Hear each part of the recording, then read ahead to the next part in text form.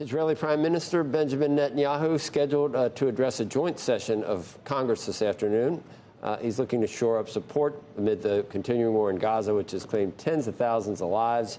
Netanyahu facing more dissatisfaction with his leadership at home in Israel. He's been under pressure to get a ceasefire deal done, also to try to bring back Israeli hostages and bring them home almost 10 months now after they were abducted by Hamas on October 7th. Joining us now, Dan Senor, a former foreign policy advisor in the George W.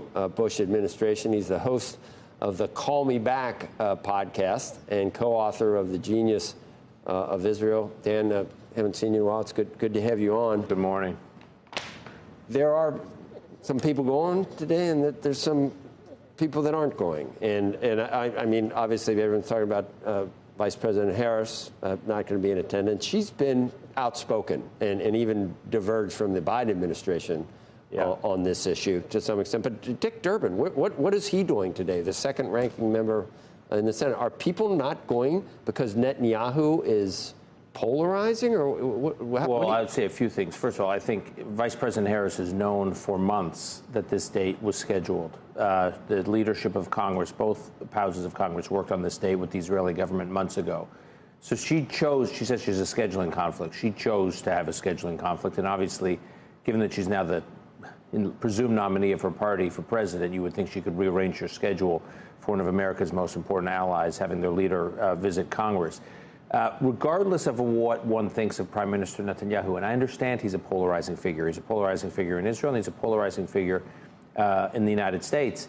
But he represents a country, as I said, one of our most important allies in the world, certainly our most important ally in the Middle East, that is shattered, that has been under siege since October 7th. Worst day for the Jewish people, October 7th, of any day since the Holocaust. And when Prime Minister Netanyahu comes and addresses Congress today, you will hear a speech that almost any Israeli could agree with, any Jew in America could agree with, and almost any American could agree with, in terms of the stakes of this war, that it's not just about Israel, that it's civilizational, it's a civilizational struggle, that we share this common threat, who's the origin, the catalyst of this war in Israel, this multi-front war against Israel, which is Iran. And the U.S. and Israel and our allies in the Gulf need to do something about Iran. So he may be a polarizing figure, but his message is not, and his country is not. And the idea that people are making a statement by not showing up is much bigger than Netanyahu. I think they're making a statement about Israel, and I think they're making a statement about their attitude towards Jews. And you don't need to be Jewish to be a Zionist either. Absolutely. You definitely do not. Absolutely. I'm not Jewish, but I would call myself a Zionist. I don't. And as an American who's focused on America's interests in the world, right? You can list on one hand the most important allies to America in the world. So what's your grade for the Biden administration? Some people say they've been great.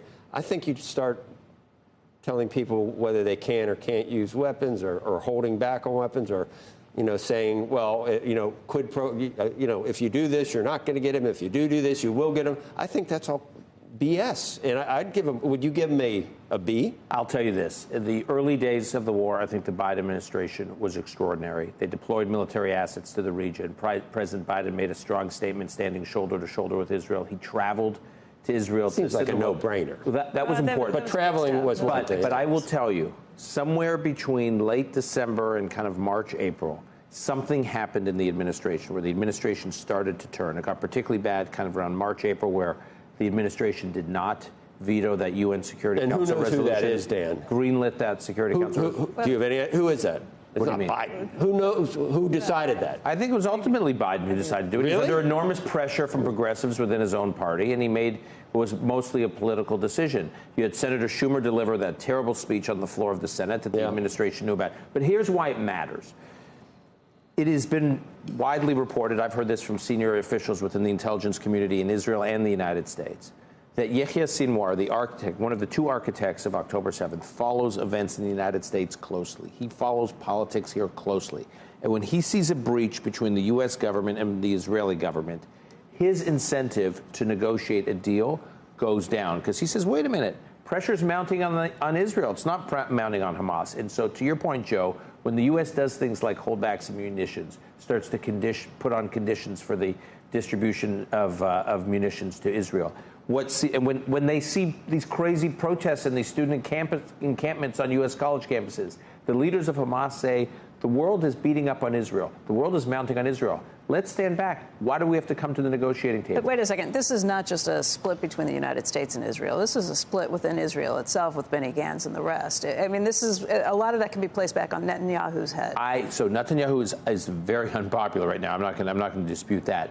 But if you think about the big strategic goals that the Israeli government has had, which is eliminating Hamas's capacity to do another October 7th, not allowing Hamas to be in a capacity to have a base of operations, and getting the hostages back. Those goals is where most of the Israeli public is. But now, the hostage families are mad. Absolutely. Too, for what Netanyahu is. I speak to hostage families on almost a weekly basis. Really. I mean, sometimes more than... I'm in touch with a lot of hostage families. What they're going through is excruciating. Every one of them that is extremely frustrated with their prime minister, with their government, with the whole security apparatus that somehow, on their watch, October 7th happened. I do not, for a second, second guess their I just can't imagine what they're going through. But when you look at the public polling and public sentiment in Israel, you see two things. You see frustration with Netanyahu. But then when you drill down on what should the goals be of the Israeli government right now in this war, it's consistent with what Netanyahu's trying to pursue. So I do think it's a little paradoxical. It's understandable to be frustrated. At the same time, Israel cannot allow Hamas to be in a situation where it has a base of operations to wage war against Israel again. We got about a minute left. Trump shared a letter he got from Mahmoud Abbas, and it's a peace overture, according to some. Does that... He's also meeting with Netanyahu. So, yeah. How do you see? Would Israel be mad that he's corresponding with Abbas, no. Or is it? I mean, first of all, the letter is innocuous. Basically, Abbas says, "I'm glad the assassin wasn't successul," that's something I don't think you'd hear that from Iran. Yeah, that's Iran true. would say, "Damn, they missed." Yeah, right. Like some people in this country. No, I think it's innocuous. President Trump. I mean, we talk about a polarizing figure. Many people can disagree about and debate about President Trump's legacy, but on Israel and the Middle East, and I was just recently speaking to a number of leaders in the Gulf states. They all agree that the Trump administration's record in the Middle East and Israel was pretty extraordinary. The Abraham Accords, moving the embassy to Jerusalem, recognizing Israeli sovereignty over the Golan Heights. So, again, these leaders don't get involved in American... Coming from a big bushy, that's like the best thing anyone's ever said from that administration. These leaders in the Gulf and in Israel are not going to insert themselves in American politics, but there is a sense that the legacy of the Trump administration on the issues they care about is pretty extraordinary, and they are frustrated with some of the things that have come out of the Biden administration, especially from Kamala Harris. So, she has time now in the next few months to try to signal a different course, but not showing up today is a mistake.